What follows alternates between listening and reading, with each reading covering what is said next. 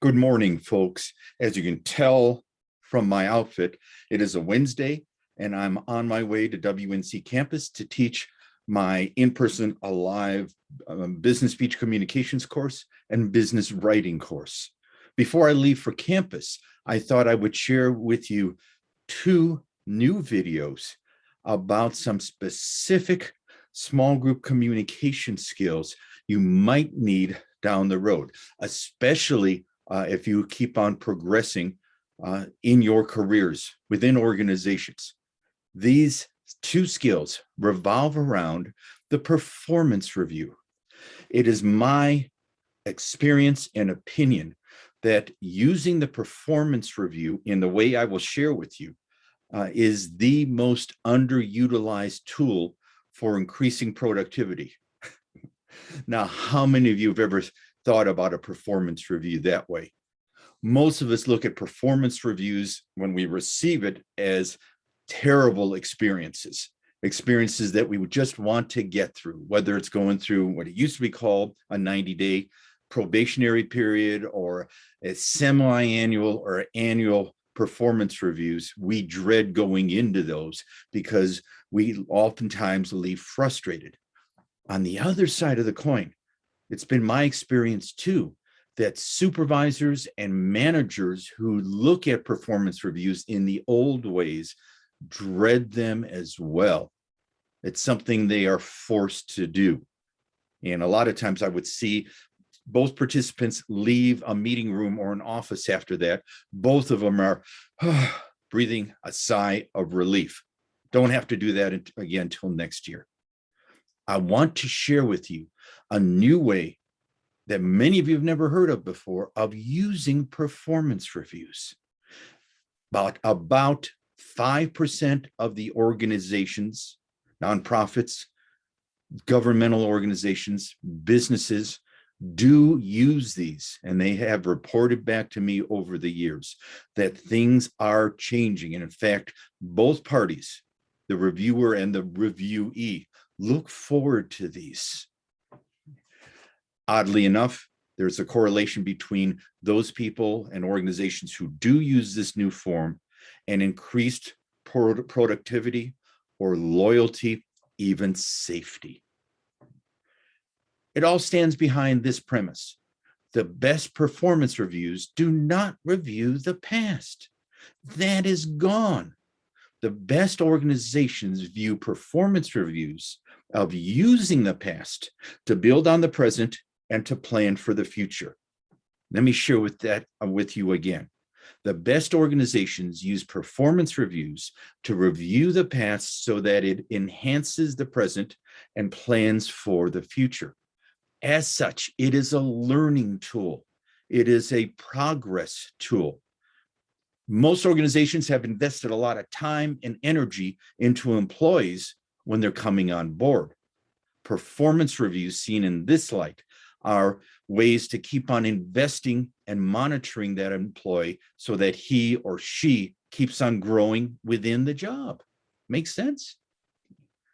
Here's one caveat with this. Most of the other 95% of the organizations who do the performance reviews as an evaluation of the past frequently tie it into salary raises or bonuses or promotions. And as much as you can, eliminate that dimension of it. Have a separate review for those, for salaries or raises or promotions or bonuses. Keep those separate from the performance review in which I am sharing with you. Because if not, you're going to hear some of these things written. This is a handout I made up of some of my most memorable performance review statements of people who negatively evaluated their people, and put these from a big US organization. And they put it in the employees folder, their personnel folder. Here are some. Since my last report, this employee has reached rock bottom and has started to dig. I would not allow this employee to breed. Goodness. This employee is really not so much a has been, but more of a definite won't be. When she opens her mouth, it seems that it's only to change feet. Wow. This young lady has delusions of adequacy. He sets low personal standards and consistently fails to achieve them. This employee is depriving a village somewhere of an idiot. Goodness. He certainly takes a long time to make his pointless. I would like to go hunting with this person. He has been working with glue way too much. He would argue with a signpost. She has the knack for making strangers immediately detest her. When his IQ reaches 50, he should sell. It is hard to believe that he beat 1 million other sperms to the egg. One neuron short of a synapse. And finally, the wheel is turning, but the hamster is dead. My goodness, sometimes when supervisors or managers are forced to do these kinds of interviews, they make up things to keep themselves amused. And it only detracts from what a good performance review can be. In fact, those 5% of good organizations who do use the performance reviews as a way of enhancing the present and planning for the future, many of them include in their standards that they evaluate their managers and supervisors, not only for how regularly they do performance reviews, but how well and they do them and follow up on them. There is an investment. Many years ago, I was giving a half-day seminar on this topic of performance reviews to the Wisconsin Credit Union League. If you're familiar with credit unions, you know the American movement for credit unions was invented in Wisconsin. So that's the grandmother of state credit unions, where all the credit unions affiliate themselves with this league. And they have training conferences and support networks for that. I was giving a half-day seminar on these elements of using performance reviews in a new way. At the break, about an hour and a half into the session, a person came up to me who I found out later was the chairman of a board of a big credit union in Wisconsin, said to me, "Man, I had never thought of what you're saying of using performance reviews as a springboard," he said, to improved communication and performance. My goodness, this guy was a successful business person, and he didn't know that there was an alternative. Any kind of performance review does not evaluate the past, but uses the past to enhance the present performance and to plan for the future. As we will talk about in the next video, there are specific interviewing skills, 5 of them, that you can master so that you can interview much more effectively, particularly in a performance review. Performance reviews, if they are done regularly, both informal performance reviews, monthly, or formal ones, semi-annual or annual performance reviews, always emphasize these elements, checking back with them. Here are some do's and don'ts about conducting performance reviews. First, do build on strengths and summarize improvements instead of don't use criticisms first, or there's no such thing as constructive criticism. You ever have a person say, "Let me give you a little constructive criticism"? That's an oxymoron. There's nothing constructive about criticism. The best performance reviews start out with you summarizing, as the interviewer, what this employee does well, consistently well, and is also improved upon.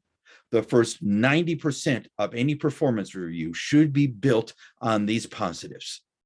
Both parties then feel more at ease and relaxed about the process.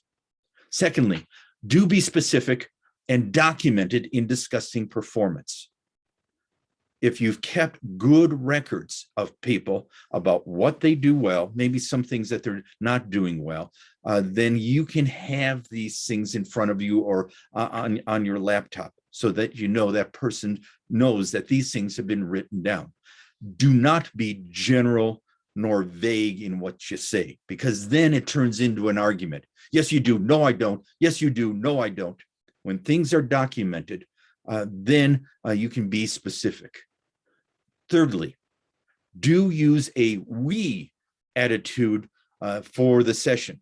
We are part of a team. We have both different roles in this team, and one of my roles is to make you succeed. We want to be a more cohesive team where everybody feels a lot more satisfied and fulfilled, instead of using a you versus me antagonistic sort of inquisition. And don't be cute. Say, we have a problem here. It's you, sucker. No. This is an important time to emphasize emphasize the elements of a team. We are all on the same side. Nextly, do draw out the person out by asking for their own evaluation.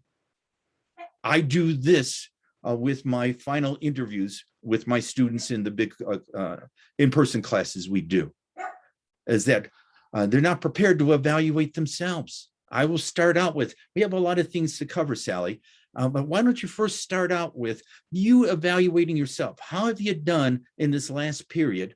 What have you do consistently well? What have you improved upon? And what do you do that you believe I don't know? A lot of times they are knocked off balance with this. And also they evaluate themselves a lot more critically than I would ever do. And that may also give me some information to explore further into interview. So don't use the performance review as a time to dominate it, to lecture a person on it. Nextly, do talk about results and what the position requires, the position that they're in requires. Don't talk about their activities or their personal qualities. Do talk about the results they achieved. If they're somehow measurable and related to that, the position that they're in, go back to the job descriptions, the position that they're in, how are they doing in that position? This way you're separating the person from the position. That will help you later on in the review process, and also if you have a difficult employee, which is the subject of an upcoming video. At the end, do summarize, gain commitment, and follow up instead of leaving it to the next review. The first 90% of any performance review, whether it is a monthly interview or a semi-annual or annual interview on their performance, emphasizes positives, the things they consistently do in terms of being safe, reliable, and productive, what they do now and how they've improved upon. Only the last 5 to 10% of it is time to identify one or maybe two things at the most for them to do better. Hear what I'm saying? Not what they're doing poorly or wrong, but what they can do better. This is still within the umbrella of positivity in a positive relationship. That, Fred, you do this well, you've always done this well, you've improved on this one thing, and here's one thing I think we can agree upon that you can do a little better. Now, that's something, but also talk about how Fred should do it better. And when are you, and what are you willing to do to assist Fred along the way? That's where you become specific. That you need to be more consistent day in and day out in your performance. How to do that? Be ready to come here and work. Enjoy your time here. Take pride in doing the job right the first time. Feel like you're a part of a team, that what you're doing helps out people down the line. Also, when you're more specific, gain a commitment from the person. Fred, do I have your word you will do that? I will make sure that I'll help you however you want. And so ask me questions along the way. This is a little bit challenging and you can still do it. Here's the kicker. After they've accepted it, agreed upon, and committed themselves to it, you have to follow through. in the next couple days. Initially, if Fred is still doing the same thing wrong, because a lot of times they're mindless. They've been doing something in the same way for so long, they're not even aware that they're doing it anymore.